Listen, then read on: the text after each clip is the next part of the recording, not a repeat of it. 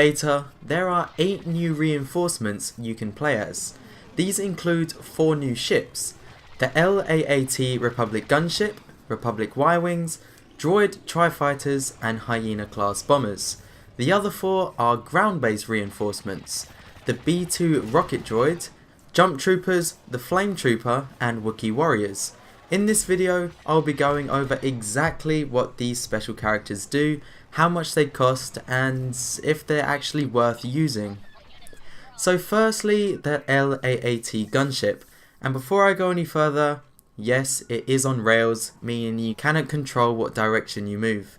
This vehicle is a reinforcement, so it only holds one person at a time, although it only costs 400 battle points, which is really cheap. As for the abilities, it has 3 to make use of.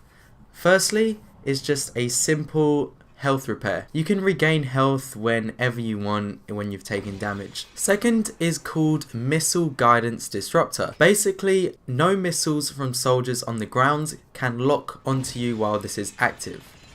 Finally, Heatsink.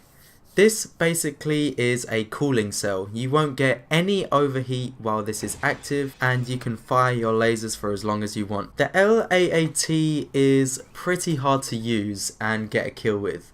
You have to be really accurate with the laser for a few seconds on your target to pretty much guarantee a kill. Personally, I would save the battle points instead of using it on this. But since they are only 400 battle points, they can be really easy to get, so it's always an option for you if you want to get it because it's so cheap. You can pretty much choose it whenever you want. The Y-Wing shares basically the same abilities to those in Starfighter Assault. There is an astromech repair for when your health is low, a proton torpedo, and an AI ion cannon, which fires at anything in its area, even things behind you. Now for my personal favourite, the Droid Tri-Fighter. I got some pretty nice gameplay with this, so it's really good gameplay to show it off. The first ability is a standard speed boost.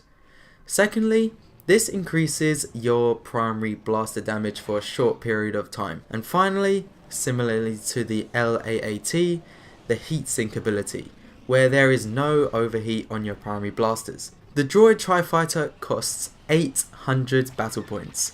Again, really cheap and definitely something I would recommend using. It's really fast and agile, has some really good abilities, and it just looks cool, to be honest. So the Hyena class bomber shares the same qualities as the bomber class. They have the Missile Guidance Disruptor, similar to the LAAT, so no missiles can lock onto them.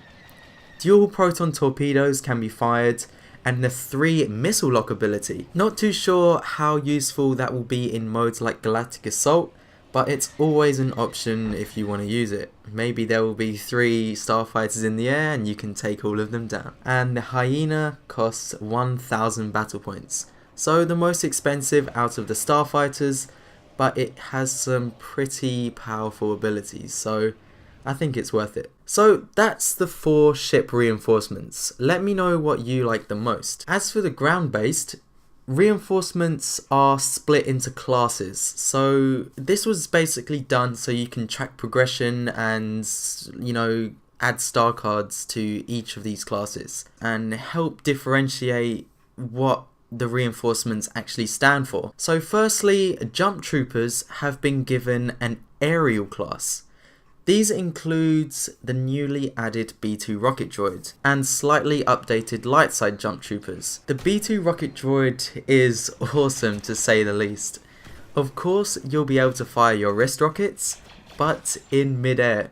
The Rocket Droid has 2 fuel movements. The standard jump pack, where you can pretty much go in any direction or upwards, but there is a new addition called the Jetpack Dash.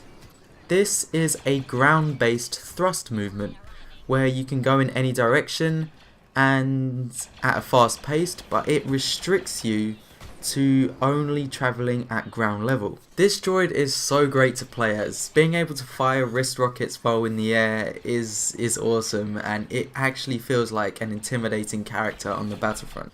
Other jump troopers such as the Resistance, Clones and First Order will have the same abilities, but instead of the wrist rocket, they are given a rocket launcher. And just a cool little tip for you all, the combat role for the aerial class is actually a third fuel movement, where DICE have personalized the combat role to fit that class. So it's basically a ground strafe in a direction you want to go as a replacement for the combat role animation. These jump troopers cost 2,000 battle points. Next up is the Enforcer class. This includes the Flame Trooper and the Wookiee Warrior. These are basically the bulky class.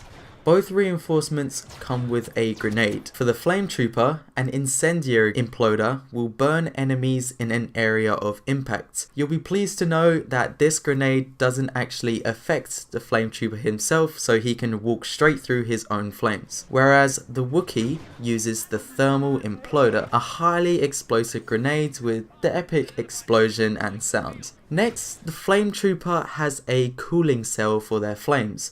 So you activate this, you can use a flamethrower for as long as you want.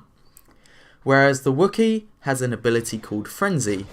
This makes your blaster bolts rapid fire, and with the Wookiee, you don't just fire it as you did with Chewbacca in the first game. You have to charge up your bolts. The longer you hold down your trigger, the more bolts will charge and the more bolts you can fire. Finally, they both have an ability called Fortify. This temporarily boosts the Enforcer class health, making them even more bulky so they can pretty much become a really powerful asset in team play. So you can see that the Enforcer is the heavy firepower and bulkiest class, and because they are so good, they cost 3,000 battle points. I wouldn't say they are very easy to use. These classes do require skill. You can't just run out into the open with a Flame Trooper and expect to get a 20 kill streak.